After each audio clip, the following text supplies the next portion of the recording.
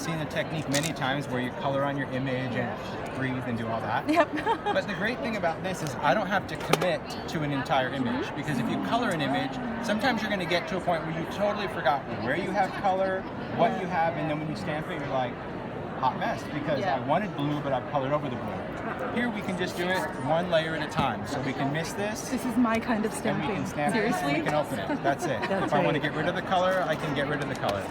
Then I can take and I can add more color into that. Say, okay, now I want to add a little bit of yellow. Great. Maybe I also want to add a little bit of green to the body. Perfect. Then we're going to go in, mist it, stamp it.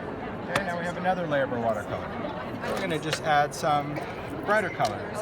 And I can see where I need color. It's pretty easy to do. You're like, oh, I need a little color there. Let me add a little color there. Cool. Add another layer. Looking good. All right, let's go back and add some reds and some yellows. So I'll say, oh, I want to just add a little bit there, not much. Need a little bit in that inside spot. Cool, maybe I'll just do a little along these outer edges. Excellent. Spray this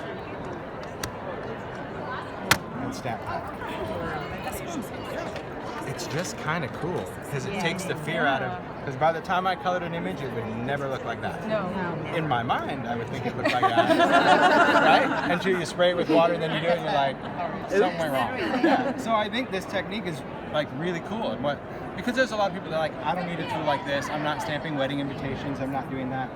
Neither am I. Always need this. Yeah, neither am I. But it is very cool to have a technique that is specifically driven by a tool. And again, I can wet this, ink this, because this is all going to wipe off because there's nothing etched in there. There we go. There's our top layer. Wipe that off.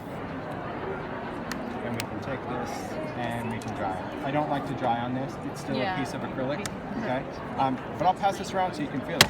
Because you need to feel like seriously how solid and stable this whole thing is. It's very cool. So my favorite, I don't know if it's true that heat affects rare earth magnets. Oh, really?